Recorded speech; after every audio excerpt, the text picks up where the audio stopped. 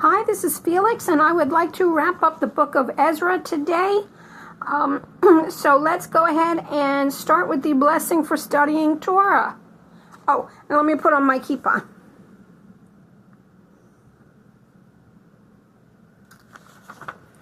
Baruch atah Adonai, Eloheinu melech haolam, asher kirishanu b'mitzvotai, la'asok b'divrei Torah.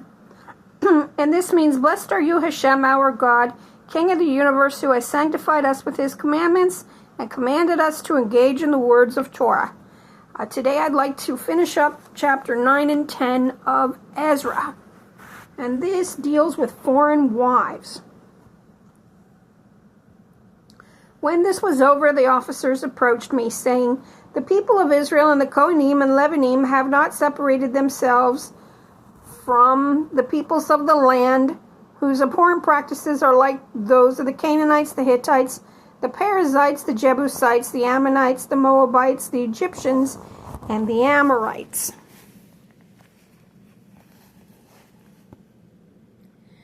They have also taken their daughters as wives for themselves and for their sons, so that the holy seed has become intermingled with the people of the land. And it is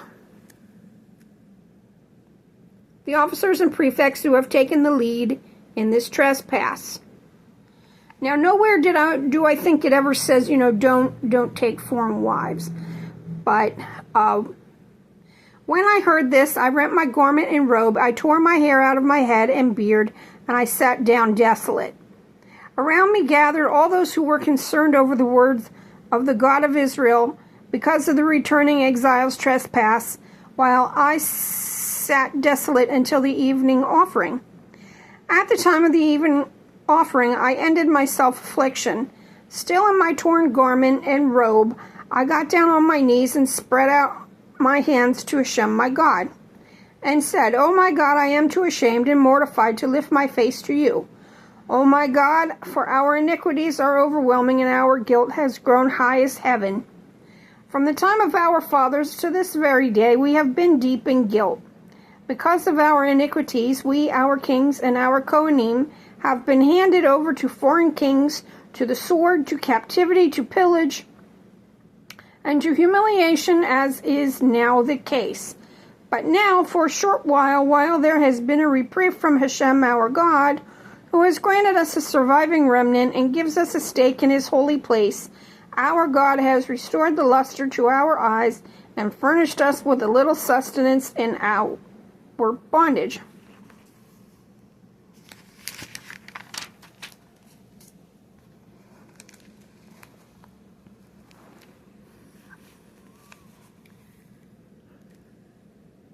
For bondsmen we are, though even in our bondage Hashem has forsaken us, but has disposed the king of Persia favorably towards us, to furnish us with sustenance and to raise again the house of our God, repairing its ruins and giving us a hold in Yehuda and Jerusalem. Now, what can we say in the face of this, our God?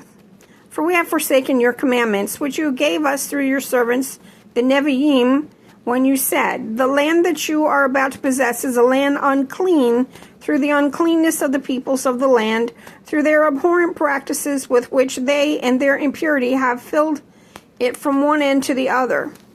Now then, do not give your daughters in marriage to their sons, or let their daughters marry your sons, for do nothing for their well-being or advantage. Then you will be strong and enjoy the bounty of the land and bequeath it to your children forever." After all that has happened to us because of our evil deeds and our deep guilt, although you, our God, have been forbearing, punishing us less than our iniquity deserves, and that you have granted us such a remnant as this, shall we once again violate your commandments by intermarrying with these peoples who follow such abhorrent practices? Will you not rage against us until we are destroyed without remnant or survivor? Hashem, God of Israel, you are benevolent, for we have survived as a remnant, as is now the case.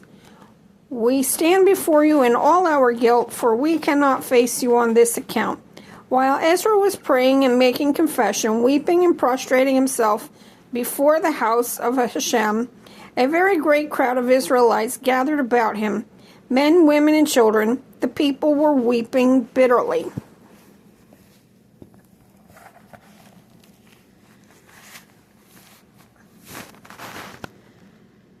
Then Shechaniah, son of Yechiel, of the family of Elam, spoke up and said to Ezra, "We have trespassed against our God by bringing into our homes foreign women from the peoples of this land, but there is still hope for Israel despite this.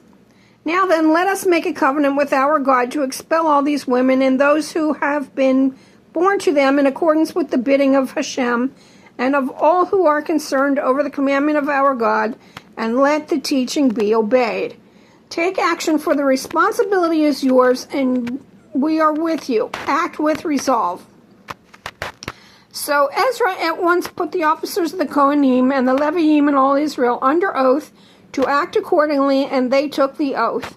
Then Ezra rose from his place in front of the house of Hashem and went into the chamber of, I wonder if that's supposed to be chamber, of Yehochanan, son of Eliashiv. There he ate no bread and drank no water, for he was in mourning over the trespass of those who had returned from exile.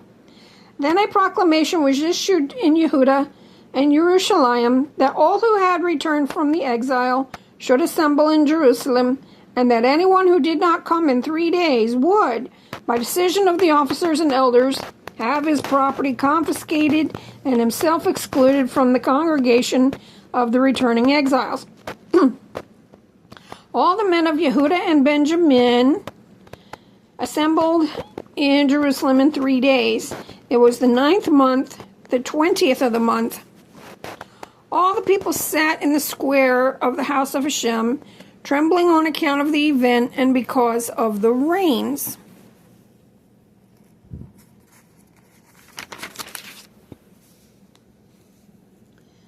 Then Ezra the Cohen got up and said to them, "You have trespassed by bringing home foreign women, thus aggravating the guilt of Israel.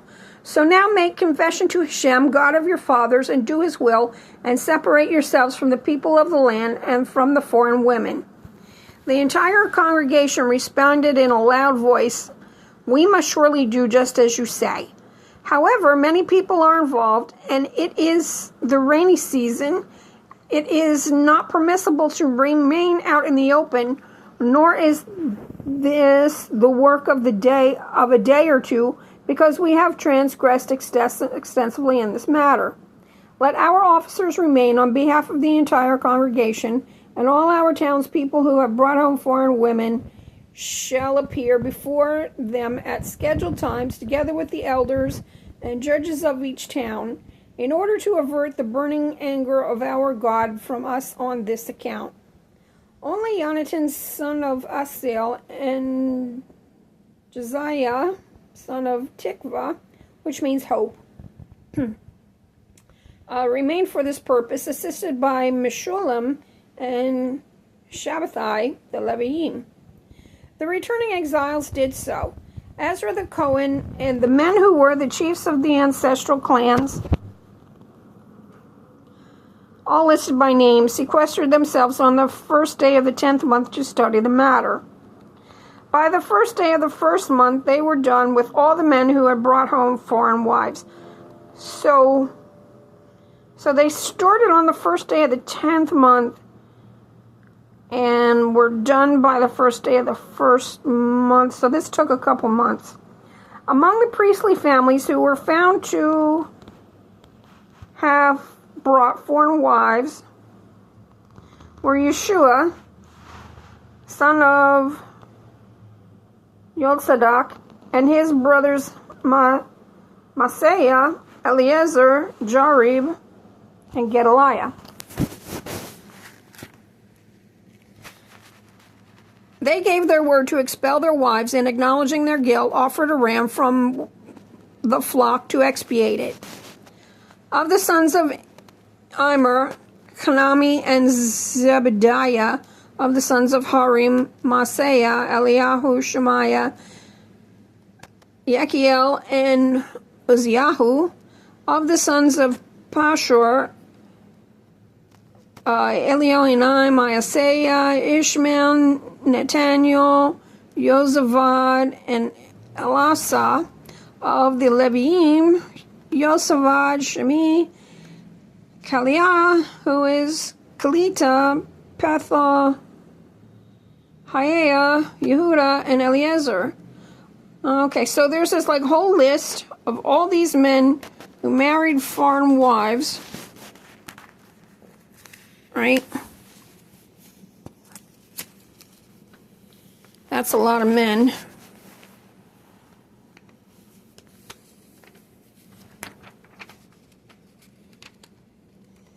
Okay. And so, of the sons of Nebo, Jael, Mattathiah, Zabad, Zabina, Jedi, Yoel, and Benaniah. All these had married foreign women, among whom were some women who had borne children.